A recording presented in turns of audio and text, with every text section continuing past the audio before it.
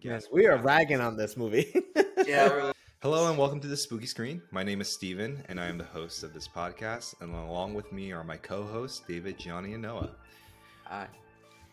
Nick is currently not with us tonight. He's feeling under the weather and most likely strapped to a toilet. So we wish you the best of luck and recovery. Our hopes and prayers are with you, Nick. Today we'll be discussing Scream 6.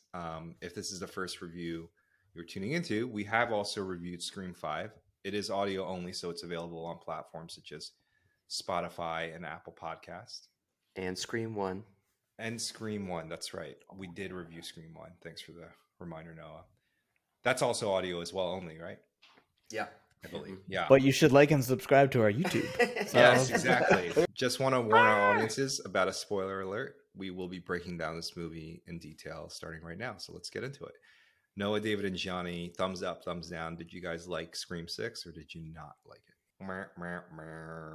All right. So none of us like this movie, which is rare. Which is a bummer because it makes the conversation a bit one-sided, but we'll I don't think so.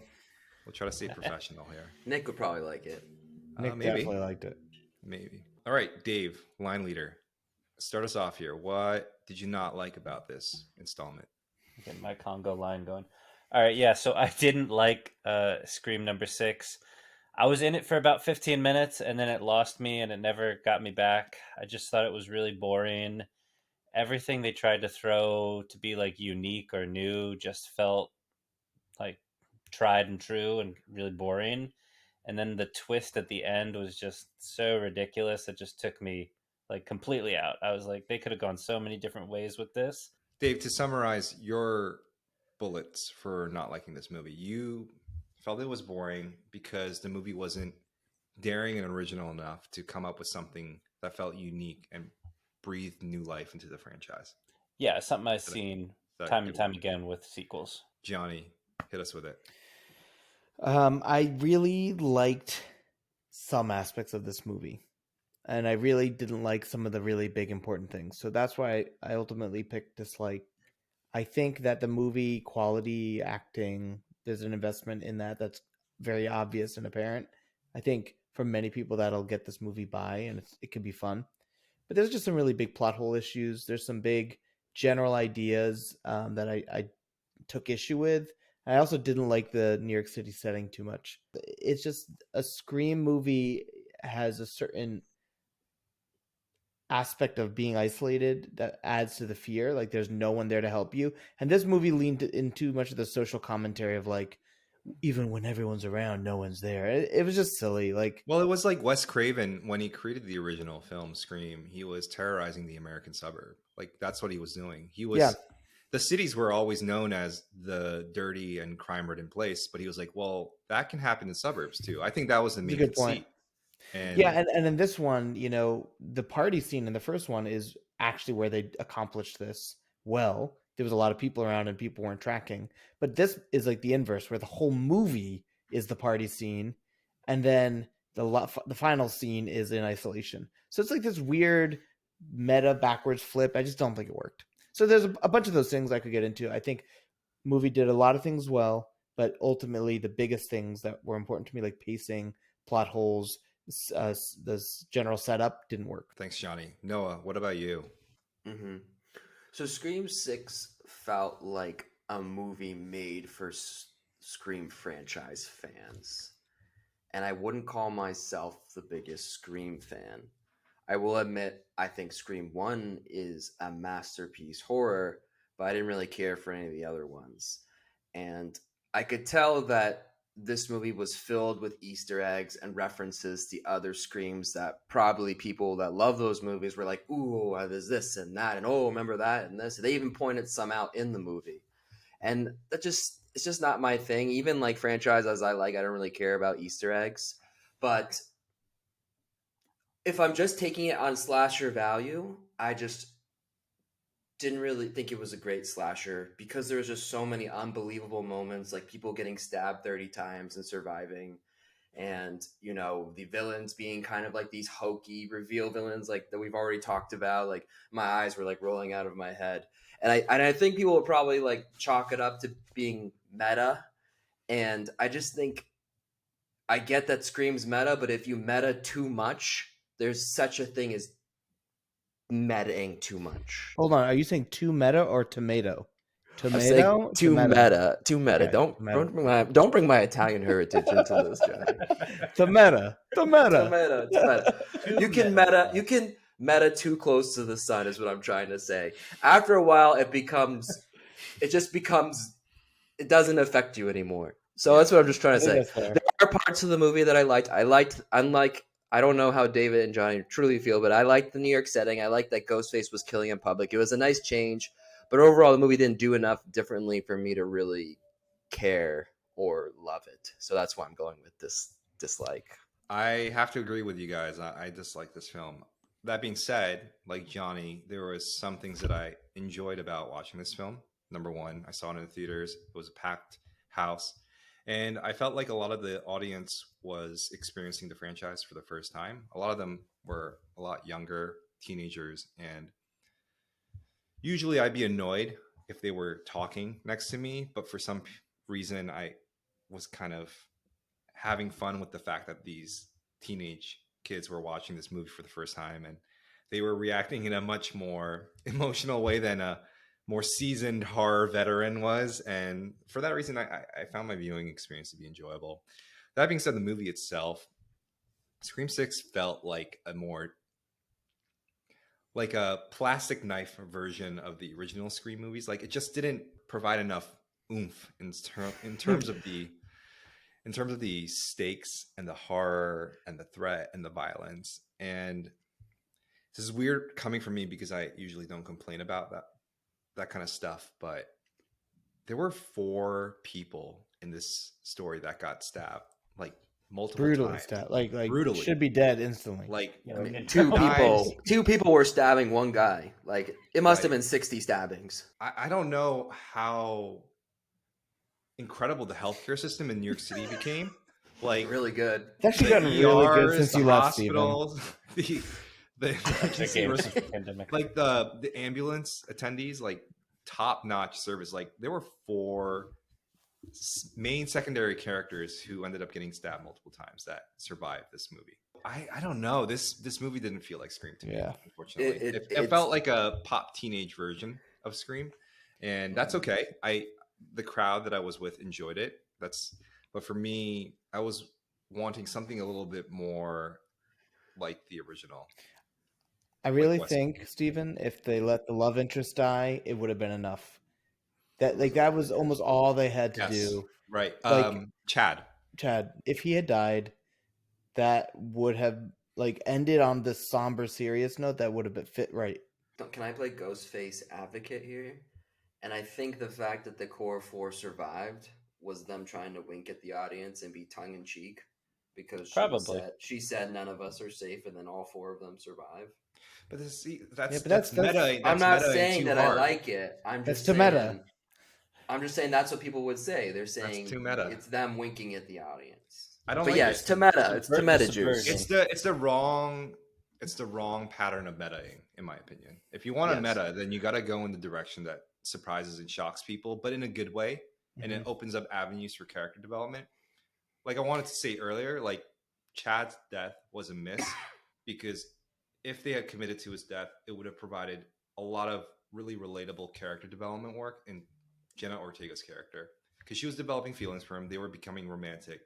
And if he was taken away at the last moment before they even had a chance to explore that relationship, she would have had a loss similar to her older sister, Sam. You know, she had to kill, what was his name? Riley?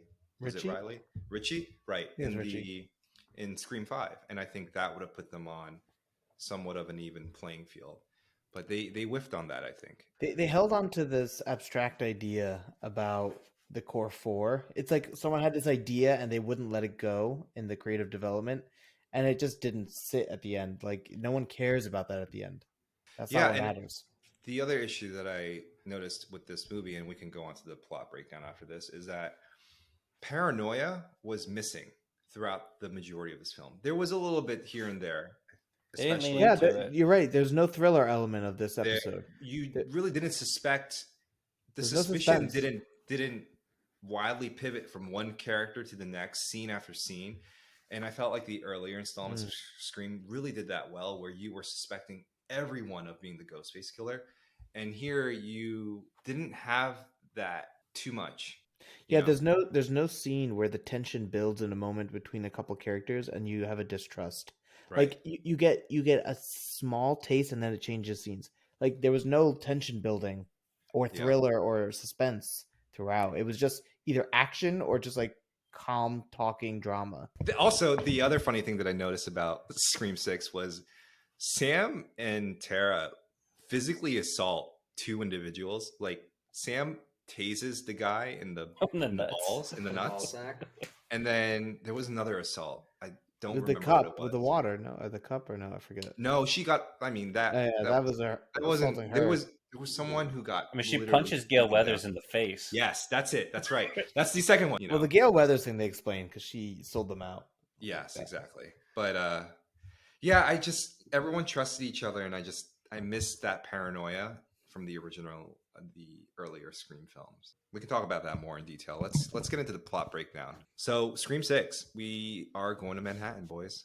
Just a new original setting that's never been explored. Just another day in my life. Jason takes on Manhattan, Gremlins 2. This has never been done before. Home Alone. Other than these movies. Home Alone 2. So we open on Samara Weaving, our go-to Scream queen at this point. She's shout out Ready or Not, a great movie. Go watch it. She's great in it. She's great in a lot of movies, really. And I love the fact that she was in the intro scene. She's a film studies professor who just studies 90s slasher films, which is really doesn't make a lot of money. Course. Very, very funny. And she's quite lonely, it seems like, and she's waiting on a date. She gets lured into an alleyway and eventually gets off by a Ghostface killer. But to everyone's surprise, this Ghostface killer does something that's never been done before, and he removes his mask. And we follow him back home, and he gets a phone call. And there's another Ghostface killer that taunts him. He thinks it's his roommate because they were supposed to commit the murder together. But it ends up being a different Ghostface killer, and he gets killed. And he discovers his roommate butchered up in the refrigerator. And there we start the Scream 6 story. The best 15 minutes. Yes, that's right, Dave. You liked the intro, and then the movie lost you, right? Yeah, because I thought it was like really like it was like zigging and zagging. I was like, oh, where are they taking this? Because they did the reveal, like you said, and then he gets killed, and then there's like a partner, so they're like setting up like multiple Ghostface, like they played within the other ones, and then they get killed. So I was like, that was the only time in my viewing where I was like, I have no idea what was going on, and this is kind of fun. And then it lost me. I agree with you. No, it was fun, and it definitely drew you in right away. I don't know, Noah, Johnny, if you had the same feelings. It didn't bring you right in. It didn't really do anything for me.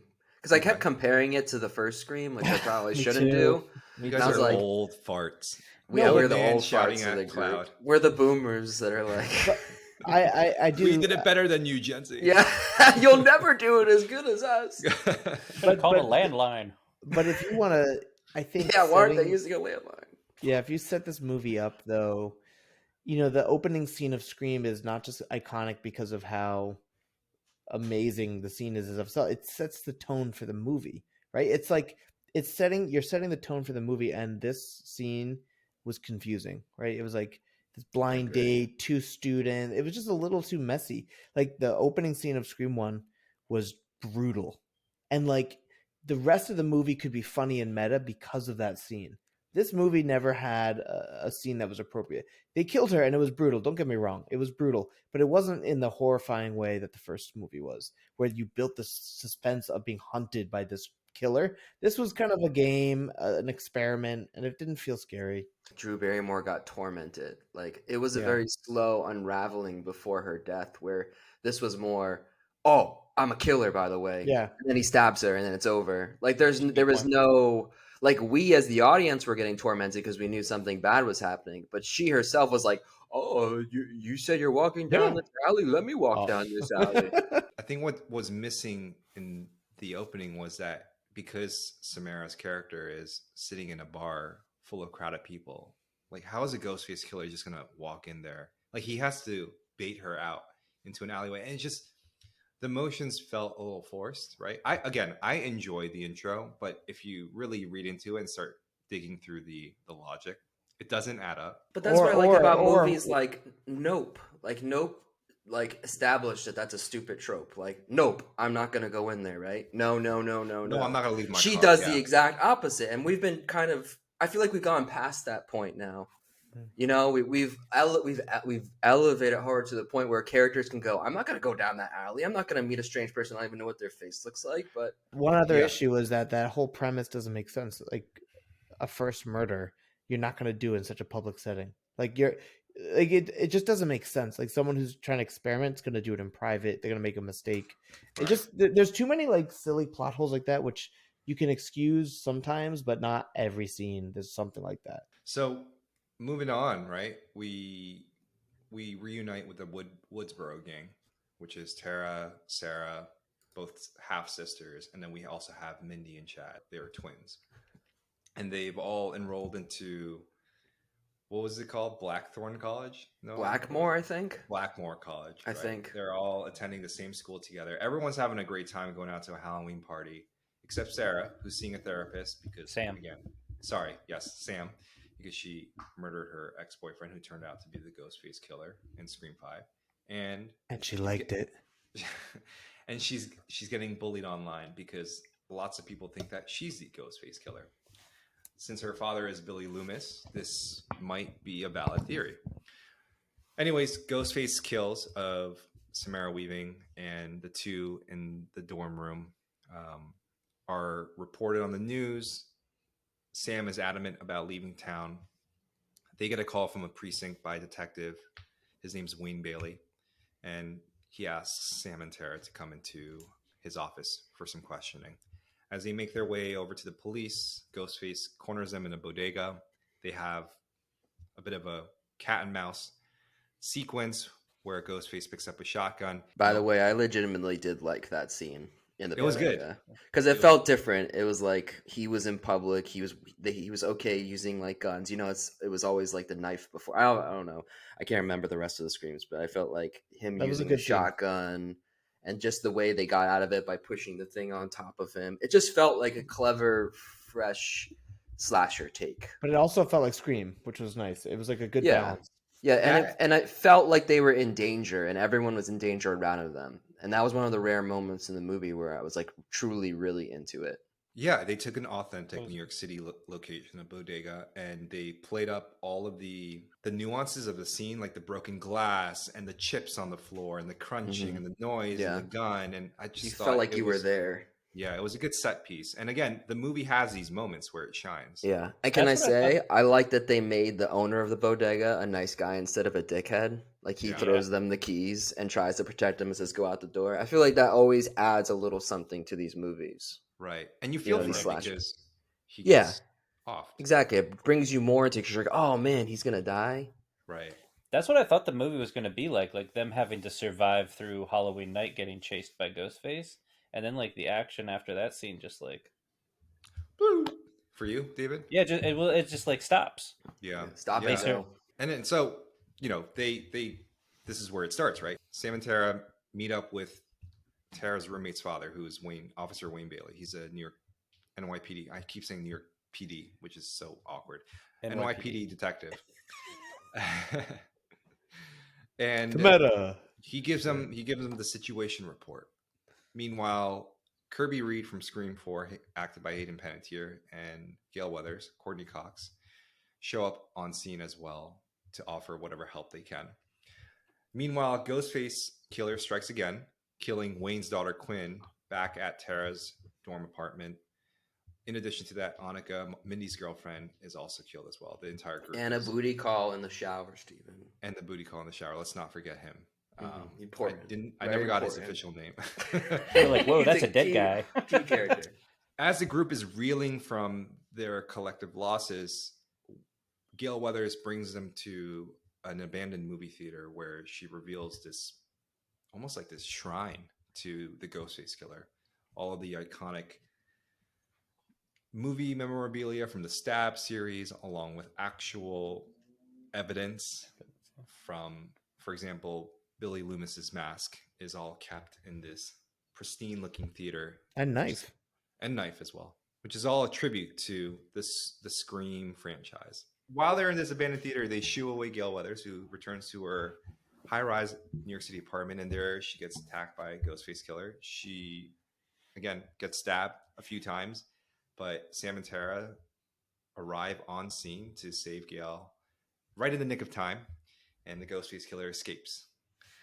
And as they try to plot their next move, they decide that the theater is the perfect place to set up a trap for the Ghostface killer. So Sam and Tara will park there as bait while they set up a trap for these killers to come, and then they'll end up defeating them. As they make their way back to the theater in the subways, the group gets separated. Mindy and Ethan, who's Chad's roommate, is on a separate subway from the rest of the group. And here we see a sequence. It's pretty cool, where the lighting starts to dim on and off in the subway. I don't think it happens as often as it did in the movie, but it does happen from time to time. So on the subway car, Mindy ends up getting attacked, and the Ghostface killer comes up, stabs her, drives a knife up her gut, and she's left bleeding out on the subway floor. Ethan comes to her rescue. Meanwhile, the rest of the group makes their way to the theater. And as they enter into the theater, they discover that Kirby, the FBI agent, Scream 4, Hayden Panattiere, is not who she says she is. She was recently dismissed from the FBI. She's gone off the deep end. They find out that their only exit is chained up. And this is where the final reveal happens. Wayne Bailey stands in the center stage with two Ghostface killers arriving on either side of him, who are revealed to be his other son, Ethan, and his only daughter, Quinn, who was the roommate. Thank you, Noah, who was not actually dead all this time. She was alive. Wayne had somehow swapped out her body for another person's. The exact size. Again, the medical in New York is amazing, but the police department, just not that great. Like the healthcare system, like, oh my gosh, like just top but notch. not the detective work. Richie's family come to avenge his death and finish the movie that he Richie, made. who was Sarah's ex-boyfriend, who was the Ghostface killer in Scream 5. This is his family plotting their revenge for Sarah murdering them. Their grand plan is that they are going to kill Sarah, make her wear the Ghostface costume, and then frame her as the killer. I have a question.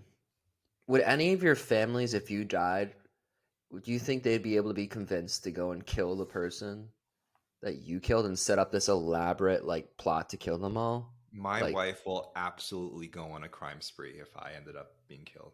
And really? You think she would set this all up like your favorite movie and dress up as the killer? Jodie Foster in the what is it, that movie? I forget. But she will do the Jennifer Garner Peppermint, all that, she will arm herself.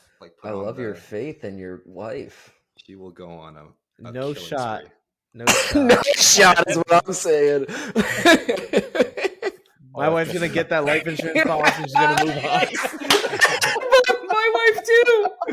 Do not mess with my wife. She's gonna move to a bigger house. Yeah. And Jen's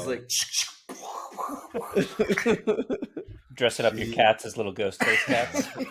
Do you guys think it was a missed opportunity, real quick, in that space to not do a Saw-esque thing, where puzzle killer? Yeah, they wouldn't have booby traps or whatever, something. I think it would have been neat. Yeah, I think it would have been a neat mashup. There was no preparation. They did all this work and they didn't prepare anything in that space for this. It felt need a Macaulay weird. Culkin. Yeah, for real. Home Alone. That would have been great. Like a Home Alone 2, only it's horror-esque. Yeah. And they kind of just show up with knives.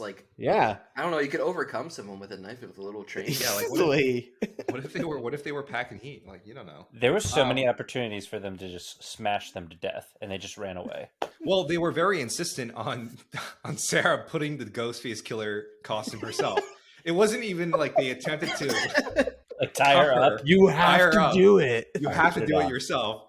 Because all of a sudden, no. They're very convinced. Yeah, they could have dressed her.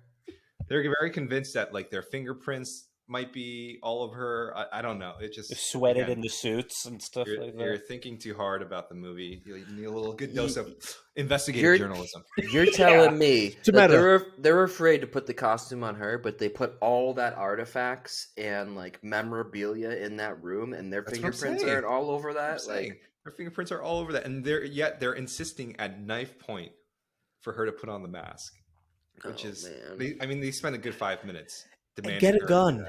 that. Just get a gun. You don't even need a knife in this situation. It would have been great if he just kept the shotgun for the entire movie, Yeah. the rest of the movie. That was his character's thing. That would have Yeah. been great. But anyways, we all can guess. Yes, we what are happens. ragging on this movie. Tara and Sam end up overcoming both Ghostface killers in addition to Wayne, and they dispatch of Riley's entire family, and then they successfully escape. And in the final closing scenes of Scream 6, Sam decides to allow Tara to live her life more freely, to not let the past haunt them as much as it has. Sam takes her father, Billy Loomis's Ghostface mask and drops it to the floor and walks on, leaving implying That someone She's else not is a gonna killer. pick it up. No, someone's gonna pick it up. someone's going to pick it up, or she might become the Ghostface killer in the third installment of the new And you trilogy. forgot to And- mention that everybody from the core group survives. Everybody from the core group Yeah. survives. Everyone from Mindy, Scream 5 Chad, survived. Gail Weathers, Kirby Reed survives.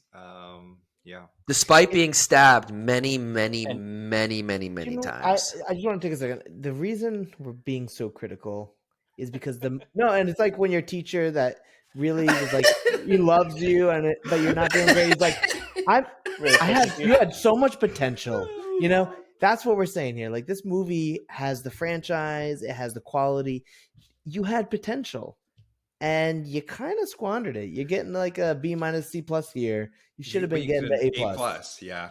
Yeah, that's true. I liked certain aspects of this movie. I liked being in a theater. I liked seeing it with a crowd. If I didn't think too hard about it, I did enjoy it on a very basic level, but I just thought it could have done more. Yeah, And I know it could have done more.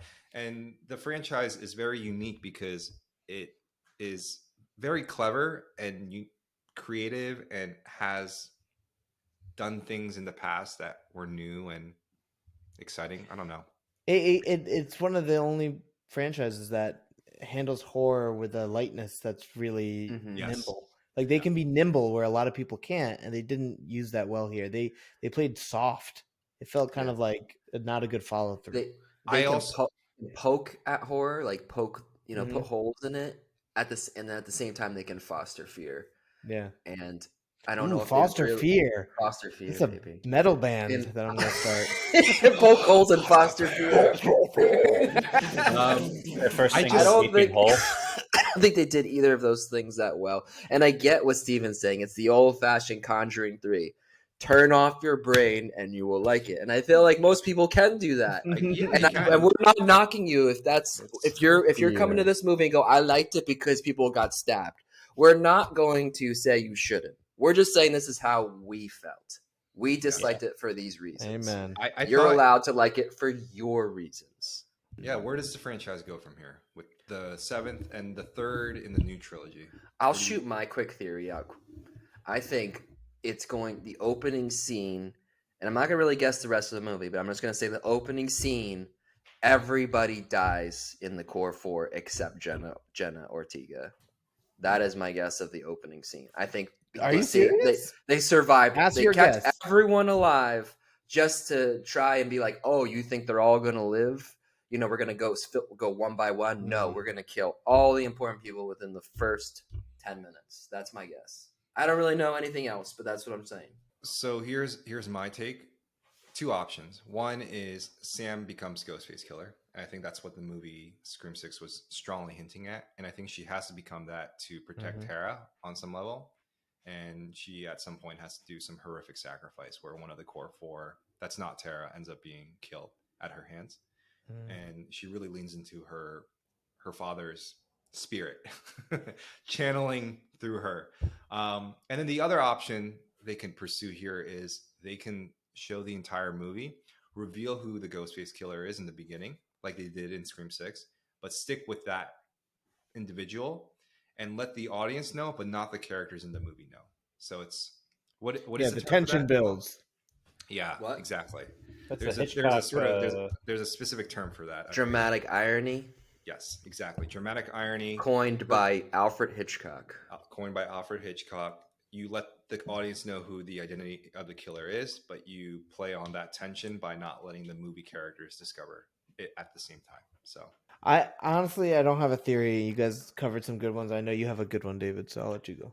All right, I want to see some more bad CG Billy Loomis. I'm really jonesing for that. That was Is like he bad CG? I thought that was him. Just No, really. he's not. He's still alive. Yeah. yeah, but they did that horrible like de-aging. Oh, I guess he's a little bit Yeah. de-aged. You're right. Yeah. It just looked real bad. A He looked little like Uncanny claymation. Valley, Mr. All right, Uncanny yeah, Valley. Uncanny Valley. I think- All right. Apart from that, in the beginning of this movie, I thought it was going to be like a Cult of Chucky type thing, and they were building up like it was going to be like multiple ghost faced, and that's why I thought like the scene from the trailer with the subway where you see all the different ghost face. I would like to see something like that. Like it's gone beyond. They've already upped it. It's like 2 killers. Now it's a family of killers, and now it's like a cult. And they're going at it's like a. I would like to see that. I think that would be the next level that they could go and really play with. Johnny, I what don't about want you? any more I'll Scooby-Doo go. reveals. We're all This is one Ghostface. direction that they Yeah. could take it, and this is not the direction I think they'll take it, but this is a direction they could take it, which is interesting. They could do a what? You're like, my They- point's interesting. Robot. No, but it's a unique spin Okay, that sorry. I go could ahead. see them. They set the groundwork for it. They could go this way, Mhm. where it's Jenna versus Tara versus Sam as Ghostface, and they don't know they're necessarily versing each other as Mhm. Ghostface, and like a Jason, like it's like a versus type horror movie. They'll lean into the versus trope, but it'll be sister and sister, and you you might not know it. Yeah. I Could would be be more interesting. surprised than not if they didn't at some point pit Sarah against Tara in the third film. I think you guys are forgetting who's going to be the real villain of Scream 7. Richie's mother. Ah, yes, Richie's mother, Dorothy. They have not brought the mother into the play, That's and right, they are that's right. definitely going to do that. Who's Dorothy? No, I just made up a name on the spot. All right, cool. So thanks to everyone for your thoughts on where the franchise is heading. Let's close this out. So that's our review of Scream 6. I want to thank my hosts, Nick, Noah, Johnny. Sorry, no, Nick's not here. He's sick. here. Noah, Johnny, David. We look forward to reviewing Yellow Jackets as a series with you guys starting next week, episode by episode. So as that begins, and we And if continue you haven't watched the first season, oh, that's right, yeah, watch it and check out those reviews. That was our Check out first TV season review. that's right. We had a Again, lot the of fun doing first that. 2 episodes are audio only. Yeah, I'm sorry, guys. Yeah, We, but that's the like video an jump Easter egg. late. You gotta find that. That's our and meta. listen to it. That's Yeah. our meta. And on that note, don't forget to sub, leave comments, like our videos. Thank you for your support and for the continued growth as well. And we'll see you all next week. So thanks for tuning in to Spooky Screen. See you guys. Thank you. See you guys. Bye.